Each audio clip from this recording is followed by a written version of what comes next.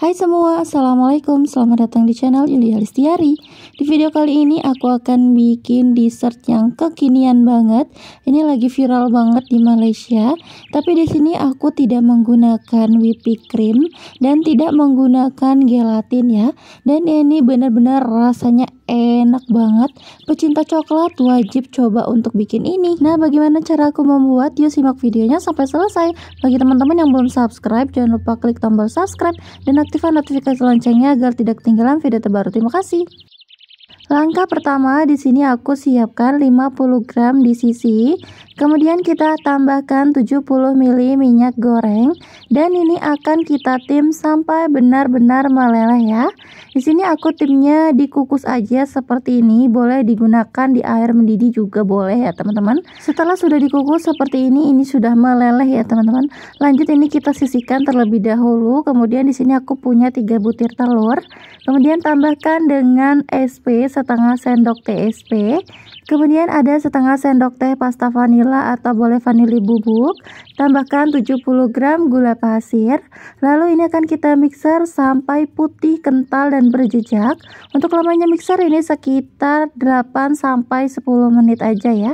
Nah, kalau udah putih, kental dan berjejak seperti ini, matikan mixer.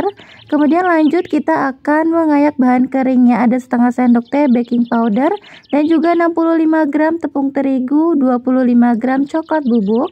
Kemudian ini kita ayak supaya tidak ada yang bergerindil. Nah, pastikan benar-benar diayak ya teman-teman. Lanjut ini akan kita mixer. Gunakan mixer speed rendah aja, cukup sampai tercampur rata aja, tidak lebih dari 1 menit ya. Dan ini kita bersihkan aja mixernya seperti ini. Lanjut digunakan spatula untuk mengaduknya. Pastikan tidak ada tepung yang masih menggumpal ya. Nah, kalau udah tidak ada tepung yang menggumpal, lanjut di sini akan aku masukkan lelehan coklat yang tadi udah kita lelehin. Lalu ini akan kita aduk kembali sampai tercampur rata. Gunakan teknik aduk balik supaya tidak ada endapan minyak di bagian bawah.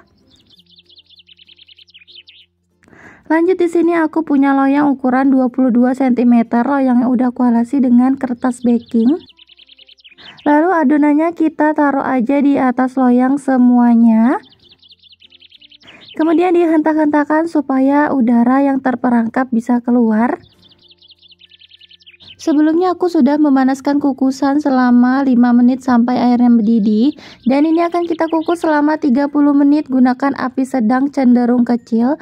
Untuk tutup pancinya bisa gunakan lap kain bersih seperti ini supaya airnya tidak menetes ke kue ya. Setelah 30 menit ini sudah matang ya teman-teman. Bisa dites tusuk aja seperti ini. Kalau dia tidak lengket tandanya udah matang. Langsung kita angkat aja dan kita dinginkan.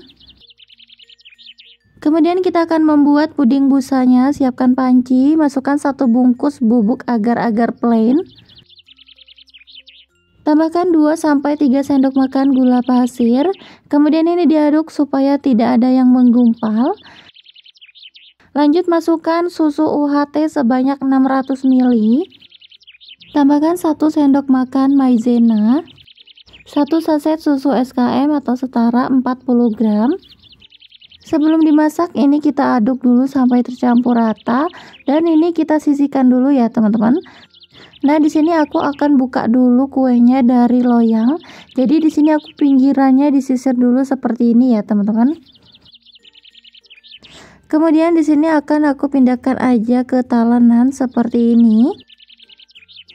Setelah dikeluarkan dari cetakan, kita buka aja kertas rotinya seperti ini. Kemudian di sini aku punya kertas baking dan kertas baking ini udah aku bentuk dari loyangnya ya.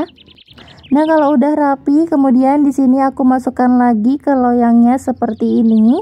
Pastikan kertas bakingnya itu lebih tinggi dari loyangnya ya teman-teman. Karena ini pengalaman banget kalau teman-teman pas banget dengan loyangnya, susah nanti diangkatnya ya teman-teman. Jadi pastikan kertas bakingnya itu lebih tinggi dari loyangnya. Selanjutnya di sini kita siapkan mangkuk, masukkan 2 butir putih telur. Tambahkan setengah sendok teh pasta vanila.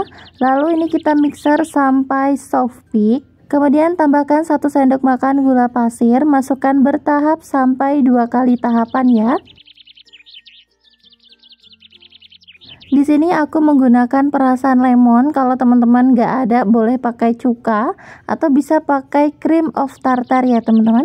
Dan kalau udah soft peak seperti ini mengeluarkan jambul, ketika dibalik adonannya itu tidak tumpah, tandanya ini sudah soft peak. Kemudian ini disisihkan dulu. Nah, untuk pudingnya tadi aku langsung masak aja. Tadi didiemin dulu sebentar, aku kocok putih telur dulu ya teman-teman. Kemudian masukkan 2 butir kuning telur, jangan langsung dituang ke dalam panci ya. Jadi dimasukkan dulu pudingnya ke dalam mangkuk dan dituang lagi ke dalam panci seperti ini ya teman-teman. Jadi supaya telurnya itu tidak cepat matang ya. Dan lanjut kemudian ini diaduk sampai tercampur rata, masukkan margarin sebanyak 50 gram. Tujuannya margarin di sini aku kasih karena supaya nanti cake-nya itu lebih gurih ya. Kemudian putih telurnya aku kocok kembali, pastikan benar-benar soft peak ya teman-teman. Nah, kalau udah ini kita masukkan aja pudingnya. Pastikan pudingnya tuh masih sangat panas ya teman-teman. Jadi kita aduknya itu harus cepat juga dan gunakan wadah yang agak besar supaya mengocoknya lebih cepat ya. Jangan khawatir kalau ini nggak mateng, ini udah mateng ya teman-teman. Lanjut di sini aku punya Oreo, ini aku pakai 2 bungkus Oreo ya. Tapi kalau teman-teman bisa menggunakan Oreo juga boleh. Nah, ini diaduk sampai tercampur rata, cukup setengahnya dulu, jangan terlalu banyak ya teman-teman. Dan lanjut ini akan kita tuang aja ke loyang. Kemudian puding busanya kita tuang aja di loyang seperti ini. Nah, kalau udah dituang sebagian, kemudian ditaburi dengan crumble Oreonya, lalu ditimpah lagi dengan puding busanya ya. Kita lakukan semua sampai semuanya habis.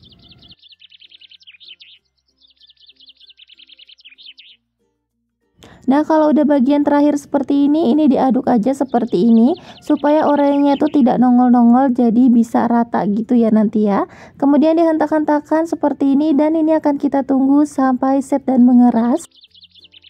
Selanjutnya kita akan membuat flan coklatnya. Siapkan panci, masukkan 1 sendok makan maizena, kemudian tambahkan 300 ml susu UHT, lalu ini diaduk sampai tercampur rata. Tambahkan sejumput garam, lalu ini akan kita masak sampai mendidih dan matang. Kemudian di sini aku masukkan 100 gram di sisi. Untuk suhu flannya ini masih hangat ya, jadi tidak mendidih. Dan kemudian ini kita aduk sampai benar-benar tercampur rata coklatnya ya. Tambahkan 1 sendok makan margarin. Kalau udah ini dimatikan aja kompornya dan kita aduk sampai margarinnya leleh ya. Nah, setelah sudah leleh seperti ini langsung kita angkat aja ya teman-teman. Setelah pudingnya sudah set dan mengeras, ini langsung kita tuang aja flannya. Di sini aku menuangnya menggunakan bantuan spatula, jadi jangan langsung dituang ke pudingnya teman-teman. Jadi ini kita tuang sampai benar-benar semuanya habis. Kemudian ini kita taruh di suhu ruang. Kalau udah dingin bisa taruh di kulkas, setengah jam di freezer dan 5 jam di kulkas biasa atau chiller ya. Nah, ini dia hasilnya udah keras ya teman-teman. Ini aku taruh di freezer setengah jam, terus aku pindahkan di chiller sampai 5 jam ya teman-teman. Pastikan ini sampai benar-benar set dan mengeras banget ya teman-teman. Nah, ini dia hasilnya. Kalau teman-teman tidak panjang untuk kertas bakingnya, jadi agak susah untuk mengambilnya ya. Jadi pastikan kertas bakingnya itu lebih tinggi dari loyangnya.